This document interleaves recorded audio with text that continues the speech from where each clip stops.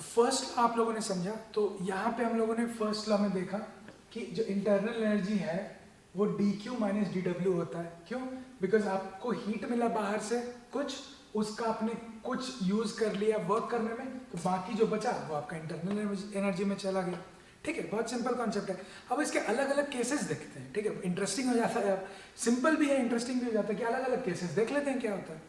देखिए, अब मान लेते हैं कि ये पूरा हिसाब करने के बाद आपका DE ग्रेटर देन 0 आ रहा है।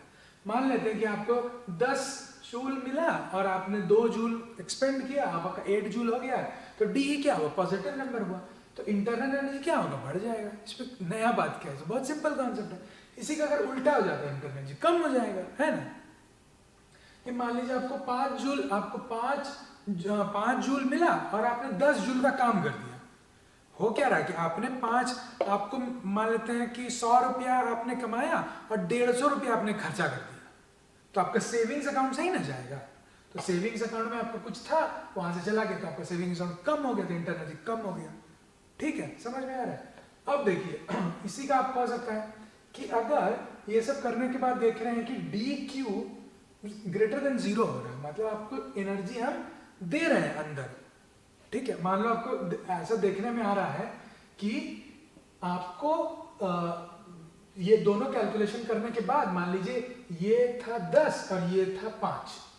ठीक है, तो हम बोल रहे हैं कि इंटरनल एनर्जी आपका 10 हो गया, फाइनली DE 10 हो गया और ये आपका 5 था, पॉजिटिव 5 था। तो हम बोल रहे हैं कि आपका Q क्या हुआ। तो आप इसको रीअरेंज करके देख सकते हैं कि DQ पॉजिटिव वैल्यू आ रहा है। तो अगर फाइनली पॉजिटिव आ रहा है तो बॉडी को क्या हो रहा है कि हीट गेन हो रहा है, तो बॉडी गेन्स हीट।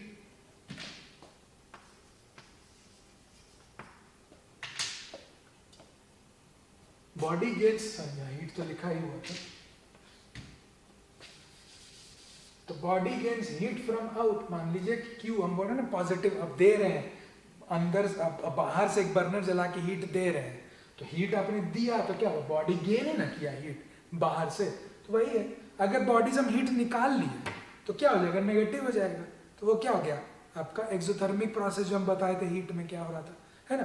तो ये हो गया एंडोथर्मिक, हीट दे रहे हैं, body gains heat from out, delta Q positive. इसीलिए एंडोथर्मिक में हम लोग क्या देख रहे थे कि पॉजिटिव वो बताए थे, है ना। तो यही चीज आपका डेल्टा Q पॉजिटिव हो रहा है, यही चीज बोल रहे थे हम एंडोथर्मिक। आप अपना नोट्स निकाल के देखिए कि उसमें वही लिखा होगा कि बॉडी हीट गेन किया एंडोथर्मिक, इसका उल्टा हो गया तो एक्सोथर्मिक। ऐसा भी तो हो सकता है कि डेल्टा Q कुछ नहीं हो रहा है, बाहर से हम हीट एक्सचेंज को बंद कर दिए, आइसोलेट कर दिए सिस्टम को। वो वाला सिस्टम अब देखिए यहाँ पे कोई हीट एक्सचेंज नहीं हो रहा था, है ना। मान लीजिए थर्मस है आपके पास, बहुत अच्छा थर्मस है, उस थर्मस में क्या हो रहा है कि आपका ना हीट अंदर जा रहा है ना बाहर जा रहा है, तो क्या हो रहा है? डेल्टा Q 0 हो गया है। तो वैसा वाला सिस्टम में कोई हीट एक्सचेंज नहीं होता है, तो वही सिस्टम को हम लोग एडियाबैटिक सिस्टम कहते हैं। एक टर्म नया ऐड हो रहा है एडियाबैटिक। और इसी डेल्टा Q अगर 0 होता है तो यहाँ पे क्या हो जाएगा? DE इज माइनस DW, है ना।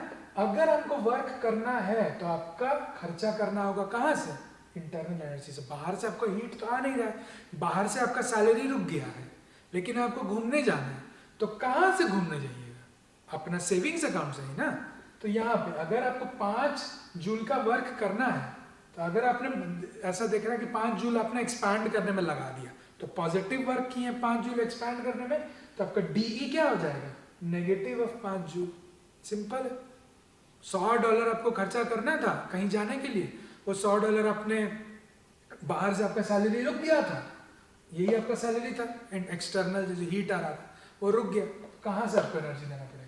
इंटरनल एनर्जी खर्चा करना पड़ेगा, है ना। DW ग्रेटर देन 0 हो गया तो एक्सपेंशन हो गया। ये तो वही हम लोग देखे कि DW ग्रेटर देन पॉजिटिव कब हो रहा है? DW ग्रेटर देन 0 मतलब पॉजिटिव मतलब फोर्स F डॉट dx, दोनों सेम डायरेक्शन में, जिस तरफ फोर्स लगा उसी तरफ डिस्प्लेसमेंट भी हुआ, तो वो होता है पॉजिटिव वर्क। वो कब होगा? एक्सपेंशन के टाइम पे आपका पॉजिटिव होगा। तो एक्सपेंशन अगर हो रहा है DW ग्रेटर देन 0, एक्सपेंशन मतलब system does work on surrounding. अंदर का जो गैस मॉलिक्यूल था वो ना वर्क किया उसको आगे ले जाने में, बाहर से तो वर्क नहीं हो रहा है, सिस्टम वर्क कर रहा है सराउंडिंग पे। इसीलिए ये एक्सपेंशन हो रहा है, इसको ग्रेटर देन 0 कर दिया। अब देखिए, ये तो हो गया फिजिक्स वाला कन्वेंशन। अब जो कंफ्यूजन जो क्रिएट होता है ना, केमिस्ट्री का थर्मोडायनामिक्स अलग है, फिजिक्स का थर्मोडायनामिक्स अलग है, वो यहीं से कंफ्यूजन होता है कि जो फिजिसिस्ट होते हैं उनका बहुत ही क्लियर कट है कि work F dot D x, अगर फोर्स और डिस्प्लेसमेंट का डायरेक्शन सेम है तो वर्क पॉजिटिव होगा। तो एक्सपेंशन में वर्क पॉजिटिव होता है ना। और system does work on the surrounding, ये होता है। केमिस्ट लोगों का कन्वेंशन, जो साइन कन्वेंशन है वो अलग है। केमिस्ट बोलते हैं कि अगर सिस्टम वर्क कर रहा है सराउंडिंग पे, मतलब हम अपना एनर्जी तो कम कर रहे हैं ना, अगर सिस्टम ही सराउंडिंग पे वर्क कर रहा है उसको ऐसे ठेलने में, तो सिस्टम ठेल दिया, उसका एनर्जी खत्म हो गया। तो एनर्जी जो खत्म हो गया ना, तो केमिस्ट लोग बोलते हैं कि सिंस एनर्जी खत्म हो रहा है हम इसको नेगेटिव वर्क बोलते हैं। ये कन्वेंशन डिफरेंट है। एक्सपेंशन हो रहा है, फिजिसिस्ट बोल रहा है एक्सपेंशन होने पे पॉजिटिव वर्क हो रहा है। क्यों? Because F dot D x positive है, सेम डायरेक्शन में। केमिस्ट बोल रहा है क्या कि नहीं, हम बोलेंगे ये पॉजिटिव वर्क नहीं है, हम इसको नेगेटिव वर्क बोलेंगे। क्यों? बिकॉज हम जो ठेले हैं, गैस मॉलिक्यूल एसिड पिस्टन को ठेल रहा है, तो ठेलने में ना मेरा एनर्जी कम हो गया ना। हम जो ठेलने लगा रहे हैं कि हम इसको ऐसे इधर पुश कर रहे हैं, तो पुश करने में मेरा एनर्जी कम हो गया। एनर्जी कम हो गया तो बोले नहीं, एक्सपेंशन में केमिस्ट लोग बोल रहे हैं कि नेगेटिव वर्क हो रहा है। तो ठीक है, कन्वेंशन चेंज करने में कोई दिक्कत नहीं है। अब कन्वेंशन चेंज कर दिए तो इसी में हम बोल दिए ठीक है, आप कन्वेंशन चेंज कीजिए, लेकिन हम यहाँ पे माइनस था, हम इसको पॉजिटिव कर देंगे, रहा तो वही गया। अगर एक्सपेंशन हो रहा है, अगर हम बोल रहे हैं कि एक्सपेंशन हो रहा है, तो यहाँ पे ये तो डी डब्ल्यू खुद से नेगेटिव ले लेगा ना, अंदर में ही। ये तो अंदर में ही अपना खुद से नेगेटिव लेके बैठा रहेगा, तो बाहर क्या निकल आएगा? फिर से वही नेगेटिव ही है ना। ये अगर एक्सपेंशन में हम अगर -5 कर दिए, एक्सपेंशन हुआ 5 जूल का, और केमिस्ट बोल रहा है कि नहीं हम एक्सपेंशन को नेगेटिव बोलेंगे, तो ठीक है आप नेगेटिव कीजिए। तो हम बस ये वाला साइन को हम पॉजिटिव कर दिए, तो बाहर निकला क्या? वही ना। मान लीजिए 10 जूल आप दिए, ठीक है, अंदर में आप उसको हीट दिए और ये 5 जूल एक्सपैंड कर गया, तो हमको पता है कि अगर 10 जूल दिए हैं, 5 जूल हम लगा दिए एक्सपैंड करने में, तो इंटरनल एनर्जी तो आपका 5 ही बचेगा, क्योंकि 10 - 5 5 होगा, ये हमको पता है। तो फिजिसिस्ट लोग सिंपल बोल दिया कि ठीक है इसको पॉजिटिव कर दिए, तो ये इससे माइनस कर देंगे, हो जाएगा। लेकिन केमिस्ट लोग बोल रहे हैं नहीं, हमको कन्वेंशन अलग पसंद है, क्योंकि हम इंटरनल एनर्जी के वो वाला देख रहे हैं कि आप अंदर का जो एनर्जी है वो कम हो रहा है कि नहीं। बोला हम जो ऐसे पुश किए तो मेरा एनर्जी कम हो, तो हम बोल रहे कि नेगेटिव हो, तो एक्सपेंशन में नेगेटिव वर्क हो, कर लीजिए कोई दिक्कत नहीं। तो हम वही बोलेंगे, यहाँ पे कन्वेंशन हम बस चेंज कर देंगे, यही कन्वेंशन चेंज कर दिए, तो ये हुआ 10 प्लस -5 जूल। हो क्या गया? अल्टीमेटली आंसर तो 5 ही जूल आता है ना, कि 10 - 5 तो 5 ही होगा। तो यही चीज, ये जो कन्वेंशन है ना, यही होता है फिजिक्स और केमिस्ट्री में अंतर, कि ये एक्सपेंशन को केमिस्ट लोग बोल देता है नेगेटिव। अगर नेगेटिव बोल दिया, कुछ नहीं करना है, इस नेगेटिव का पॉजिटिव बना दीजिए, हो गया आपका। तो यहाँ देखिए, ये है आपका फिजिक्स वाला कन्वेंशन। यहाँ पे कन्वेंशन क्या है कि work expansion is positive work. तो यहाँ पे जो कन्वेंशन है वो आपका है एक्सपेंशन इज कंसिडर्ड पॉजिटिव। तो ये रूल है। हम बोल दिए कि नहीं, हम एक्सपेंशन को नेगेटिव करेंगे। तो एक्सपेंशन को नेगेटिव अगर करना है तो इसको मिटा रहे हैं।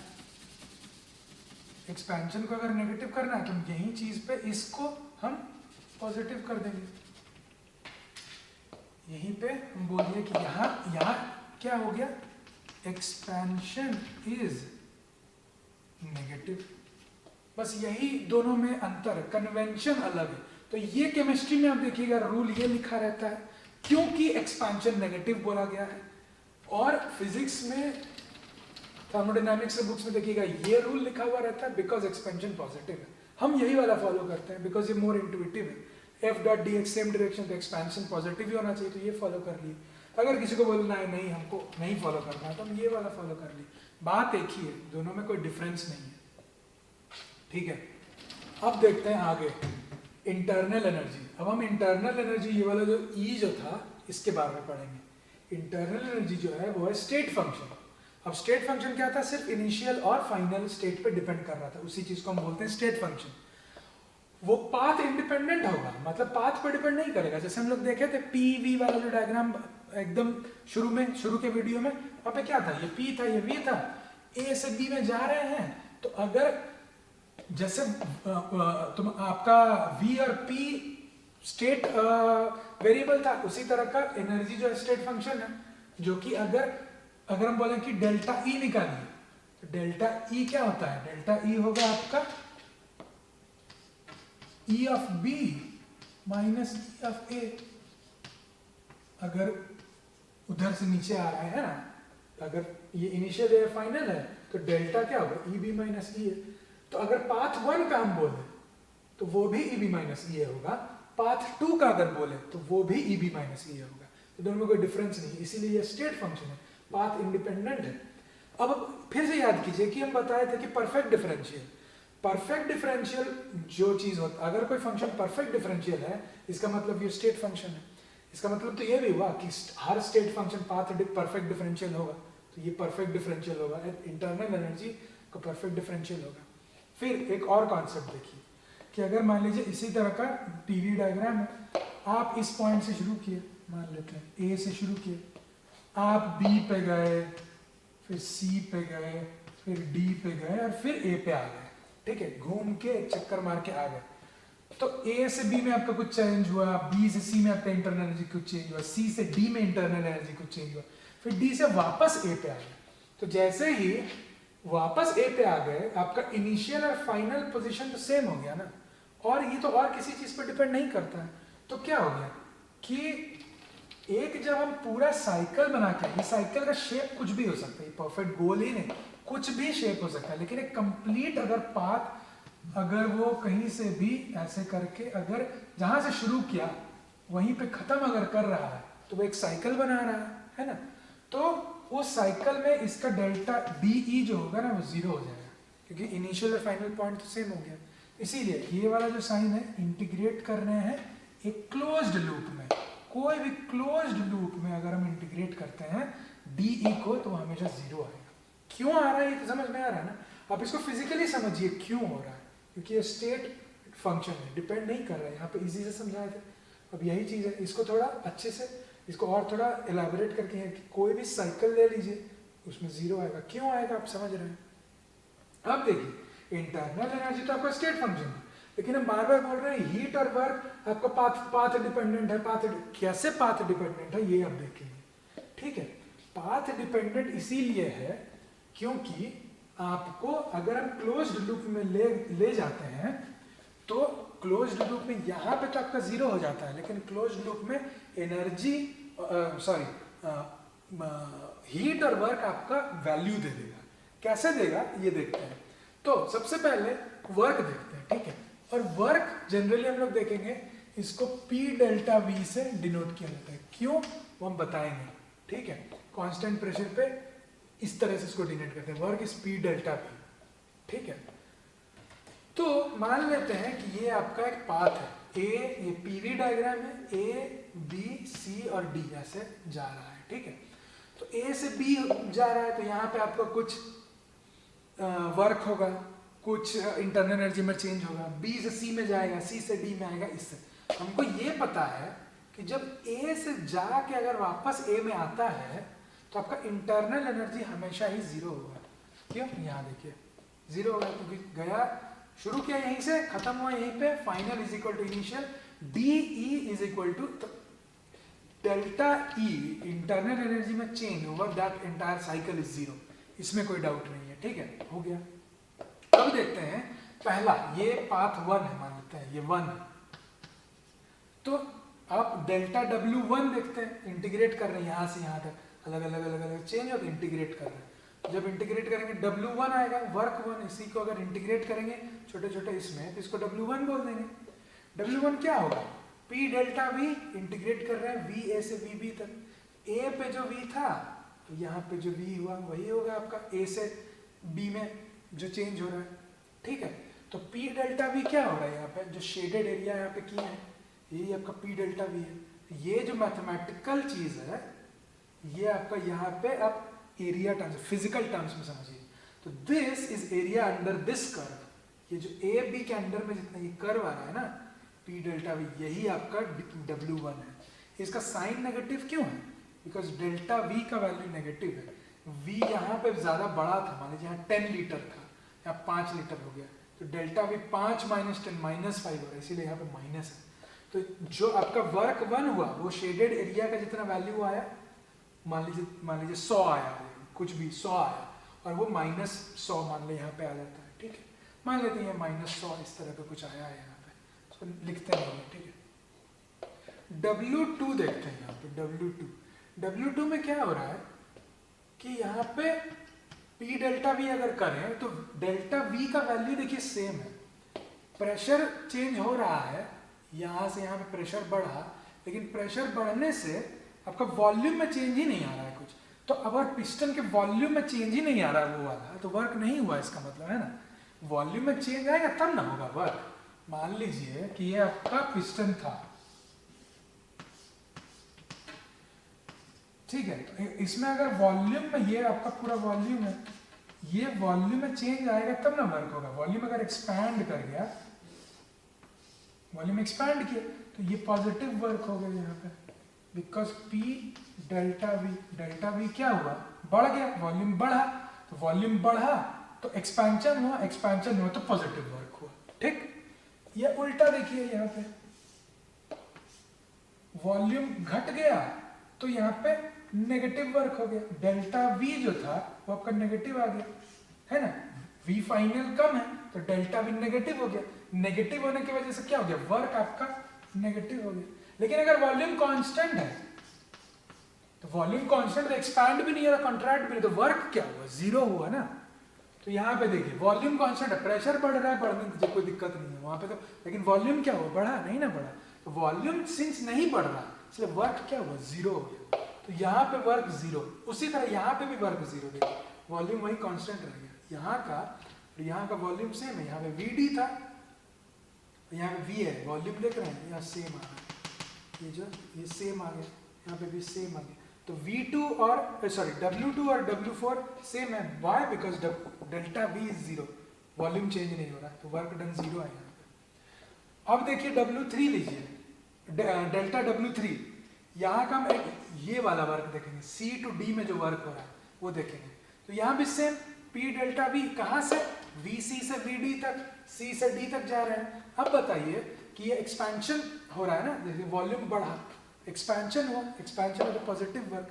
जैसे यहाँ A से B में नेगेटिव वर्क हुआ था, वैसे C से D में पॉजिटिव वर्क हो रहा है ना।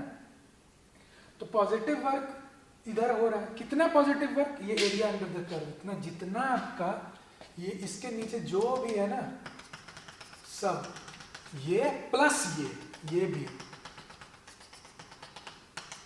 अब बताइए कि टोटल वर्क कितना होगा, टोटल वर्क कितना हुआ पूरा साइकिल में, W1 + W2 + W3 + W4। तो W2 और W4 तो जीरो था, लेकिन W1 और W3 में तो कुछ वैल्यू था ना। यहाँ मान लीजिए 100 था, मान लीजिए -100 था, यहाँ पे, यहाँ तो पॉजिटिव आएगा, ये तो आपको समझ में आ रहा है। और ये भी आपको समझ में आ रहा होगा कि 100 से ज्यादा है, क्योंकि ये यहाँ से लेके पूरा उसका एरिया नीचे तक आ रहा है, तो ये वाला तो एक्स्ट्रा एरिया है ना। अब ये एक्स्ट्रा है, कुछ भी हो सकता है, मान लेते हैं कि ये पूरा एरिया था 150, तो 150 से ये 100 चला गया तो 50। तो आपका DW जो आया, मान लीजिए जो W जो आ रहा है, W of the cycle which is not a zero number, this is a value which is equivalent to the area of this shaded region। ये वाला जो अंदर का जो है ना, ये रीजन ABCD के अंदर का, उसका अगर एरिया लीजिएगा वही आपका होगा वर्क डन। साइन कैसे डिटरमिन करेंगे, बिकॉज ये एक्सपैंड किया है ये वाला पूरा एरिया, तो ये वाला एक्सपैंड करने में +150 था, -100 कर दिए, तो अभी हो गया क्या +50। इसी का अगर साइन चेंज कर देते ना, ये एरो का अगर ये उल्टा जाता, A से B से नहीं लेके A से D से ऐसे जाता, तो वर्क डन फिर भी नॉन जीरो होता, लेकिन उसमें नेगेटिव हो जाता। तो क्या होगा, साइकिल में तो गया, लेकिन क्या आपका W साइकिल जो है, work done in the cycle zero हुआ, नहीं ना हुआ। तो नहीं हुआ तो क्या हुआ, इसका मतलब साइकिल में आपका वर्क जो साइकिल का है वो कुछ एक नंबर आएगा, इंटरनल एनर्जी तो आपको जीरो होगी। अब जो लॉ जो आपका है, ये जो लॉ है, जो D E D Q D है, यहाँ पे आपका इंटरनल एनर्जी तो जीरो हो गया, और डी क्यू जो है ये अगर जीरो हो जाता है तो क्या हो जाएगा, D Q is equal to D W, वहीं पे यहाँ पे लिखे हैं, Q cycle is equal to W cycle हो जाएगा। And since W cycle is not zero over that entire path, D Q is also not zero. तो इसी तरह जो आपका over a closed path D E zero हो रहा था, over a closed path W भी जीरो नहीं हो रहा है और क्यू भी जीरो नहीं हो रहा है। ठीक है, तो ये समझिए कि क्यों आपका हीट और वर्क नहीं है स्टेट फंक्शन, पाथ फंक्शन है। ये तो जीरो है, ये स्टेट फंक्शन हो गया। हम W निकाल के देख लिए कि W तो आपका कुछ एक नंबर दे रहा है, अगर W नंबर दे रहा है तो Q को भी तो कुछ नंबर देना होगा ना, नहीं तो ये कैसे वैलिड होगा। अगर ये जीरो हो गया और ये कुछ वैल्यू है तो इसको भी तो कुछ वैल्यू रखना होगा ना, है ना। तो डी डेल्टा Q और डेल्टा W दोनों ही नॉन पॉजिटिव, नॉन जीरो है, और इसीलिए ओवर द पाथ ये दोनों को हम बोलेंगे कि ये पाथ डिपेंडेंट है। पाथ अगर अलग कर देंगे, छोटा पाथ कर देंगे तो आपका अलग हो जाएगा उसका वैल्यूज, बड़ा पाथ कर देंगे अलग हो जाएगा। डी ई फिर भी जीरो ही रहेगा, लेकिन डी क्यू और डी डब्ल्यू आपका चेंज होगा क्योंकि पाथ डिपेंडेंट है। पाथ डिपेंडेंट है तो परफेक्ट डिफरेंशियल नहीं होगा, सिंपल है। और इसीलिए हम यहाँ पे ये वाला साइन यूज किए थे, इसके ये वाला साइन नहीं यूज किए थे, क्योंकि ये साइन हम ई के साथ यूज किए दिखाने के लिए कि ये आपका स्टेट फंक्शन है, स्टेट वेरिएबल है, और ये नहीं है। ठीक है।